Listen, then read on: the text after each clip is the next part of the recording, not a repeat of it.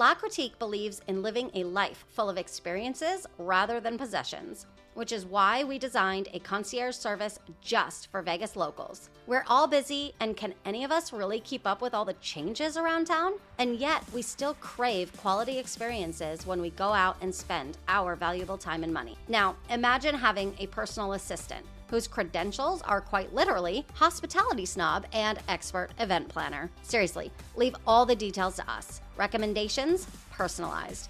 Reservations, done. More time enjoying our city and less time researching it? Absolutely. Subscribe today at lacritiquelv.com or give the gift of service by purchasing a subscription for your favorite person. Welcome to the VegasStrong Revival Podcast. Buckle up because we're taking Vegas Strong culture to a whole new level this season. I'm Britt, your host, alongside co-host Desiree Wolf, event professional and host of the Slightly Unfiltered podcast. This season, the gloves are off and we're ditching the scripts for raw, relatable, and even shocking conversations, tackling real issues locals face and bringing in voices from various industries like fitness, charity, aviation, and more. Don't forget to follow us on social media and visit lacritiquelv.com for more about how we're helping residents and local business owners reconnect to the real meaning of hospitality. Ready or not, here we go. Well, today is a very exciting day because I have Paul Sallach here in studio. Thank you for being here. Glad to be here, for sure. For everybody who doesn't know who you are, let me just explain a little bit about what I know. Okay. You are the president founder of All In Aviation. It was established in 2016 with your rock star wife and pilot, Lindsay. That's correct. Although you originally are from Canada, you moved here in 2009. Mm-hmm. Awarded over the years with 2020's Nevada Small Business Person of the Year. Holy crap. Yeah, 2020 was not good except for that. Right? That's quite an accomplishment. So congratulations on that. Thank you. You were also awarded Vegas Inc.'s 40 Under 40 in 2021. Yep. How did that feel? That was pretty cool. A lot of it all sort of culminated with opening our new facility at the Henderson Executive Airport. So we worked very closely with the Small Business Administration to get the funding and get all the stuff lined up to do it. And then everybody in the whole city saw what we were doing. The city of Henderson primarily, with construction, with a land lease, with just building a whole new facility there, that we got some notice. So it was really an honor to be part of the 40 Under 40. I got it right as I turned 41, so I think I had a few days left to be 40, but it was great. Nice. You are also a father of 2 awesome kids and living in Henderson. Have you always lived out there?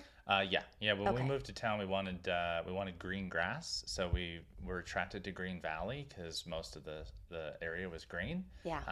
And now it's slowly not being green anymore, but that's where we've been and where we love. So yeah, we love Henderson. I also love Henderson and all of the things that the city of Henderson has been doing to promote community. Yeah. I've never lived on that side of town personally, although I was born and raised in Vegas. Anyway, I've got some questions for you. Sure. Feel free to just be yourself, answer them as you wish. Obviously, you have traveled to so many places all over the world. You're a pilot. I mean, you can literally probably pick up and go anywhere, anytime you want, right? Pretty much. I mean, most of it is in the United States.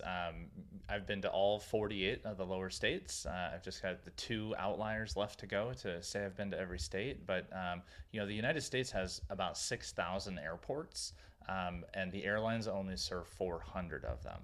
So there's like 5,600 airports that people don't get to go to unless you have your own airplane or access to an airplane. So yeah, there's these tiny little runways scattered all over the place that I've been fortunate enough to be able to stop in, get gas, have a burger, whatever it might be, or just do a touch and go and say that we've been there. So yeah, it's America's the land of the free, the home of the brave, and you don't really get to experience that until you do it in an airplane and really realize how free we have it here. I love that. How many airports do we have here in Las Vegas area? Las Vegas, there's 7.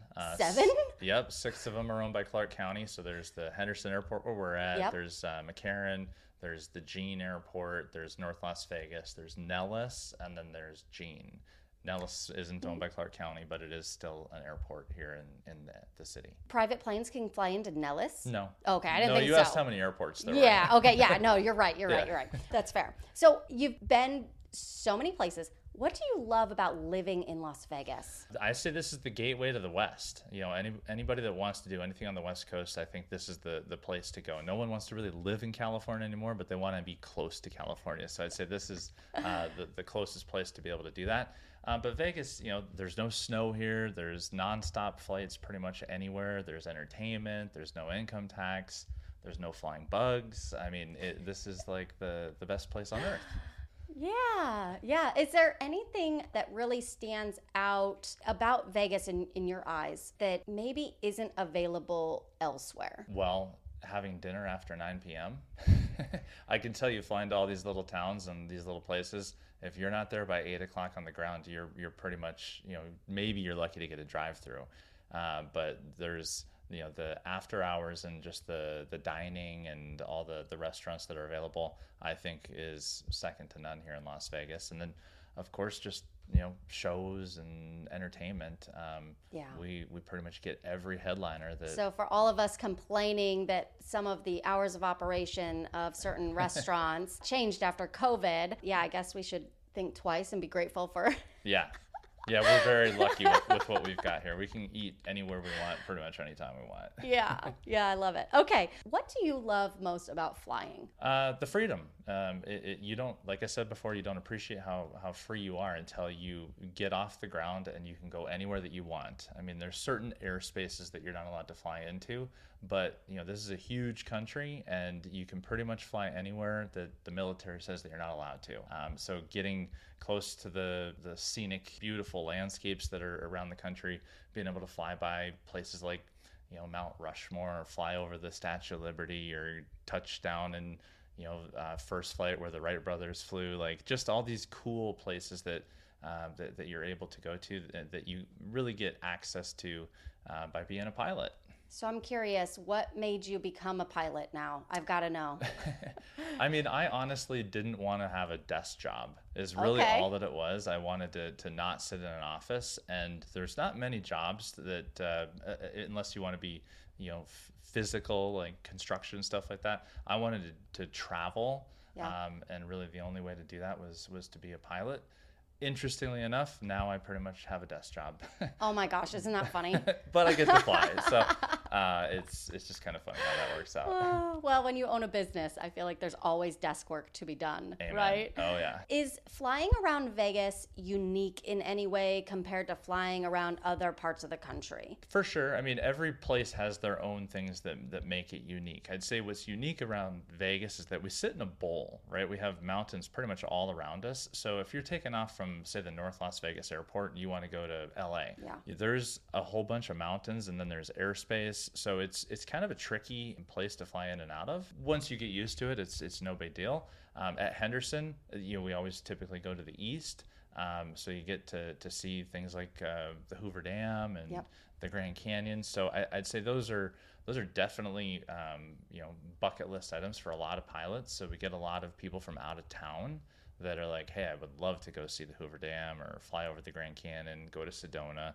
And those places are very much within reach here in Las Vegas. I was reading one of your Yelp reviews, and one of the guys from California was coming here, and I think he was in flight school in California, but wanted to fly here. His review mentioned something about wind and how it was really challenging. He had never experienced that level of a rush before, but it was so great. Yeah. I have to say our wind in the valley is really bad at times. Sure. And probably constant even. So it's probably a constant thing that you guys are considering. How does that play a role in your school? I mean, it certainly plays a role. So everybody wants a perfect day to go fly, right? They want clear blue skies, no wind. They want it to be excellent. What we do have here in Vegas is pretty much blue skies every day, right? So we definitely can get in the air, but we might get bounced around a little bit if it's a little bit windy. So I would say that it makes better pilots.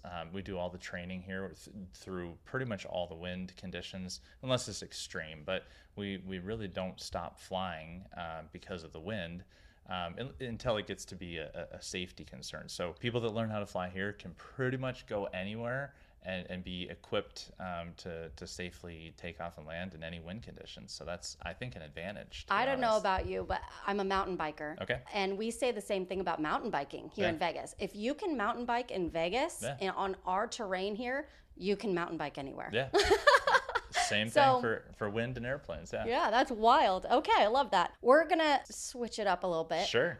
This show, being the VegasStrong Revival, is really hospitality focused. Sure. And the reason you and I even got connected in the first place a while back was you have a certain level of hospitality inside of your own business. Sure. I'm curious, what does the word hospitality actually mean to you? I'd say that what it means to me is to deliver an experience to a customer that they weren't expecting, right? To preempt their expectations and deliver something that they didn't even know that could exist. I think getting ahead of your customer is really what I would say is the definition of hospitality. I don't know if that's what they teach at UNLV, but we want to make sure that we're delivering the best experience that somebody can have, and everybody that leaves here. I shouldn't say everybody, but most people leave and say, man, I've been to flight schools all over the world, and this is the best flight training experience that I've had. So I feel like we're delivering on that expectation, but it takes a lot of work. One of the things, as I was preparing to have this chat with you, was I've never been in the aviation industry. I've never known even what some of the standards would be, especially when it comes to flight training schools. Sure. Right? Well, let me just give you sort of the typical flight school around the country. Yeah. So the typical flight school is run by a flight instructor that has become known in the community or known at that airport, and then eventually they go and buy an airplane, and they typically buy like the cheapest airplane that they can afford in order to deliver the most inexpensive and cheap way for people to learn how to fly. So customers pull up in their nice cars to learn how to fly, and they look around and they're like, this plane is older than I am, and there's like duct tape like holding the plane together, and holes in the seats, and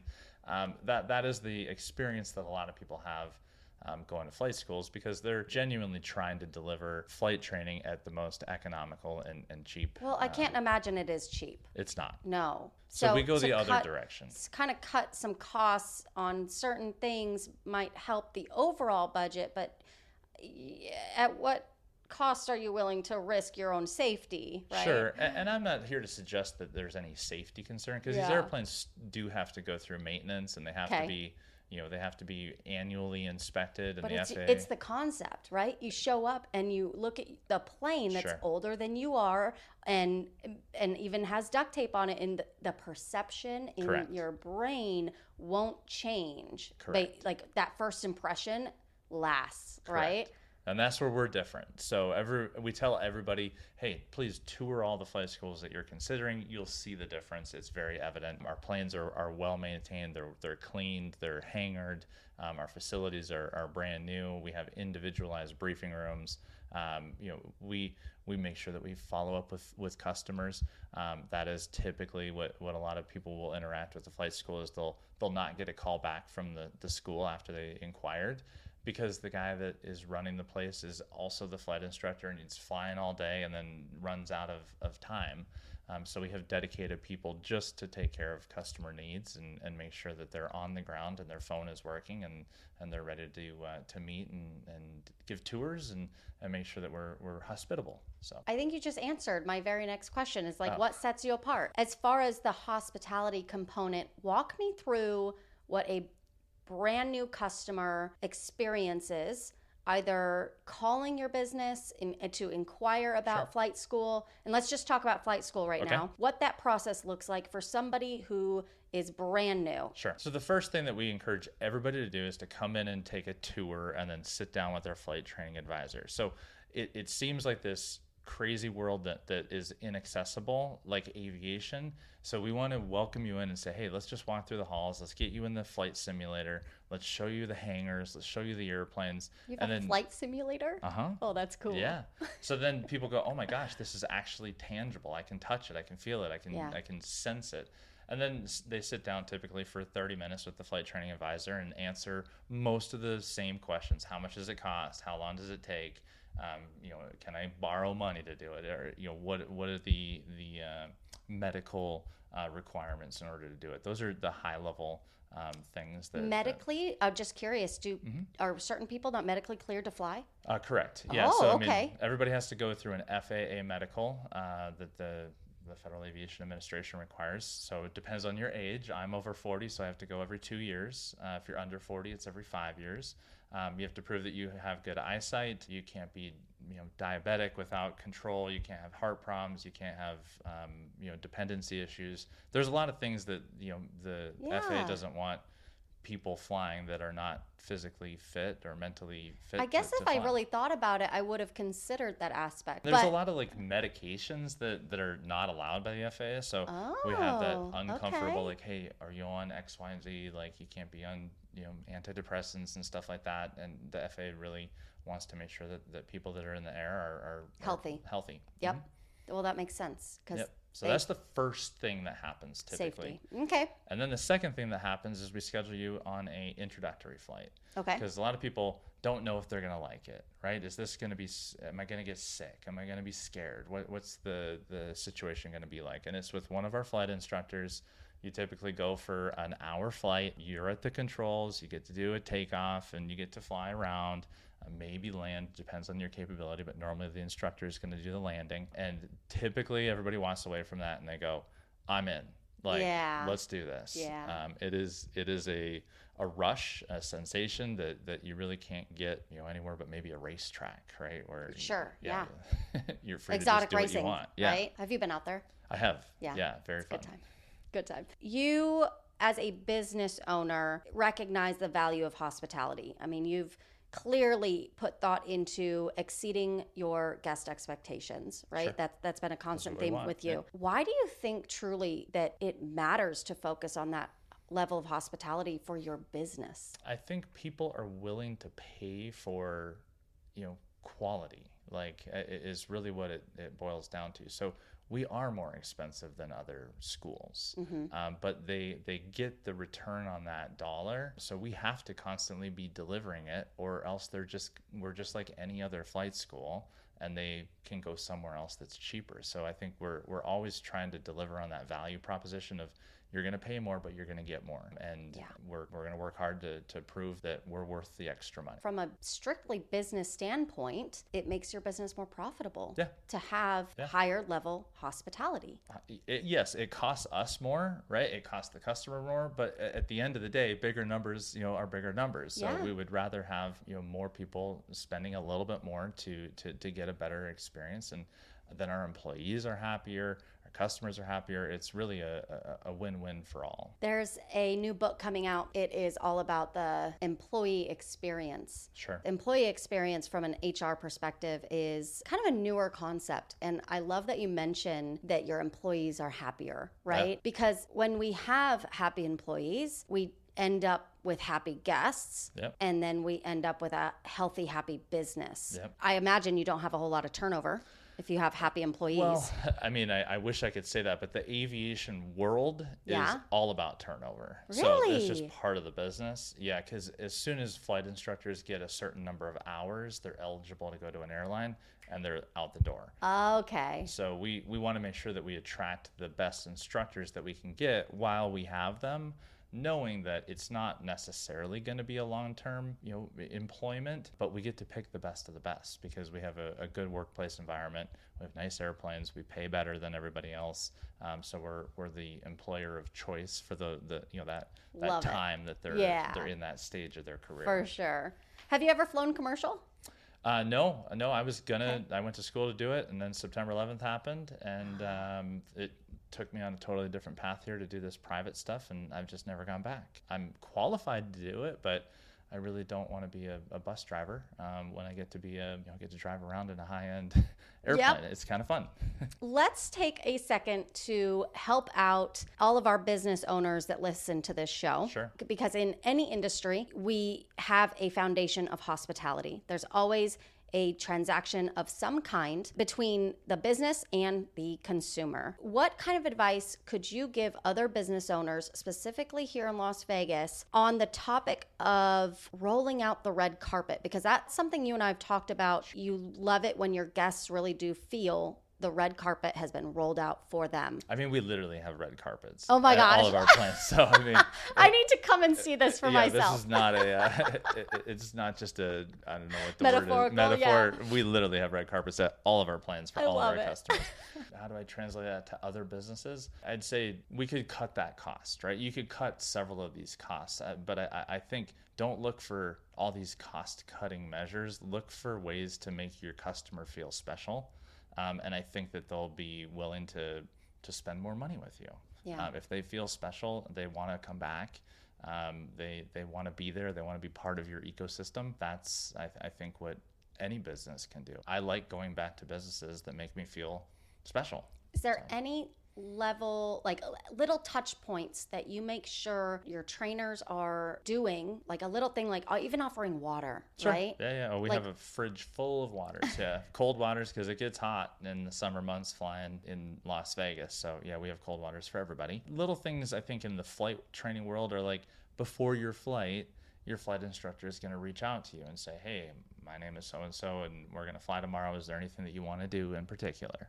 Right? It's not just communication. It's not just a transaction. You walk in the door and say, hey, hop in, we're going. It's really trying to understand what the customer wants and deliver on their wants.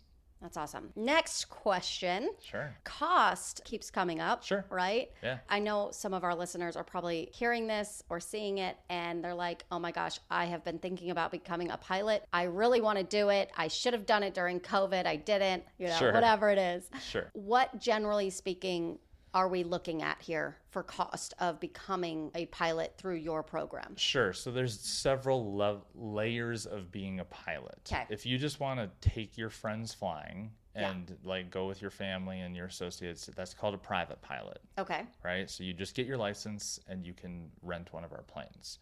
To do that, we have two different types of planes. We have Cessna planes, which are a little bit more cost effective.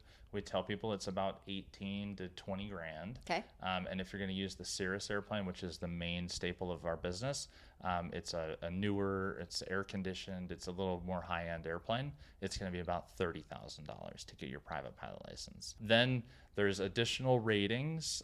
Most of the time, people, once they become a pilot, they say, hey, it'd be nice to fly in the clouds. I want to go to LA, and there's a marine layer.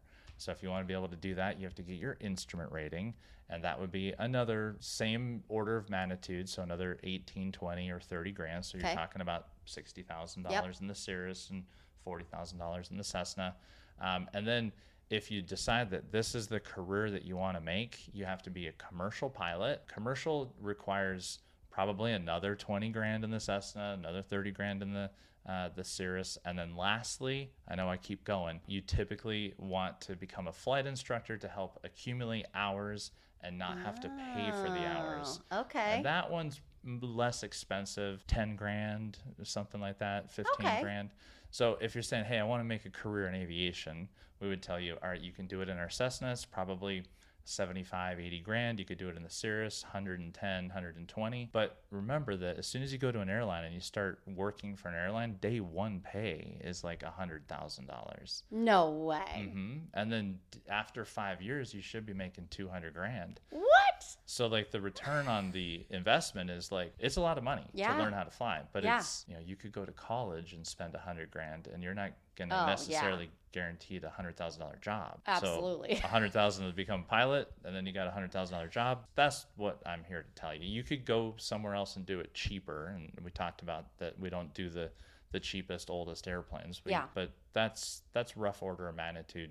$100,000 to basically make a career out of being a pilot. And I heard your planes have air conditioning. The Cirruses do. Oh, okay. Yes. All right. Our Cessnas don't, but the Cirruses do. I mean, is that kind of a luxury thing? Yeah. Oh, yeah. Okay, because it sounded like it when I was researching or hearing it from somebody. We're the only flight school in town that has air conditioning. Oh my gosh. Yeah. What about in the country? Is it pretty common? Anybody that has Cirrus airplanes has air conditioning. Right. But most schools are go into the low cost option, and there's not air conditioning in those. Got it. You have built a beautiful luxury, high-end, high service, high value flight school, but you actually also help people purchase planes. Yep. So talk to me about that. Sure. So that's really been my career. When I worked at Cirrus Aircraft, I was helping deliver brand new airplanes, and then I made a shift to selling used airplanes when the recession came. So I've been doing pre-owned aircraft sales since 2008. And you can rent a plane from us, but a lot of times people say, you know what, I really just want to take my own airplane and go somewhere for 10 days and not worry about, they want the plane back, right? Yeah. So that's been what I do is I sell airplanes all over the country. And what really prompted the flight school here in Vegas was that I would sell airplanes to people locally, and then no one was here to really take care of the customer after the sale. Okay. Because most of the flight schools did not cater to that customer. So we said, hey, let's start a school that delivers high-end quality training specific to the Cirrus, and we just went out and did it on our own, and it turned into its whole animal of its own. We were just trying to sell more airplanes, and now we've got a thriving business in flight training. So, but my day job is still selling airplanes. That's kind of cool. So I'm hoping to close the plane today, actually. Really? Yeah. Okay, fingers crossed for you. In Tulsa, Oklahoma. So Nice. yeah, I'll hopefully when we're done with this, I'll look at my phone and it'll be a done deal. Right on. Yay. Yeah. Okay, fingers crossed for that. Being the Vegas Strong Revival podcast, I gotta ask, Sure. What does Vegas Strong mean to you? I think Vegas Strong is where Vegas came together, is really what it means to me. Like, we lived here since 2009, and it was a transient, nobody was really from here. It didn't seem anyways, and it was very much like a come and go kind of town. And then when Vegas, the tragedy happened and Vegas Strong happened and the hockey team started crushing it, we started having a culture and a community of, we are Vegas. We're proud of it. This is home. This is not what happens here stays here. Sort of like, we stay here, right? We stay here all the time. So that's what it means to me is where we I think identified as a awesome city and community, not just a place to visit, but a place to live. Isn't that interesting how the vibes before October 1 still kind of felt very transient. You know, we always have had community, and there's different sectors of the valley that are very community driven. I would say, you have your pockets of communities, but I have never seen the entire city, the entire valley come together as one big pocket. Amen. Prior to October 1. I agree. So I love hearing your thoughts on that. As far as the revival component, how do you think that the city is doing in regards to holding on to that citywide community concept? I think we're trying to be everything to everyone, right? We're trying to be baseball and basketball and hockey, and we're trying to do it all, and we're doing a pretty good job. But I think that maybe we're a little distracted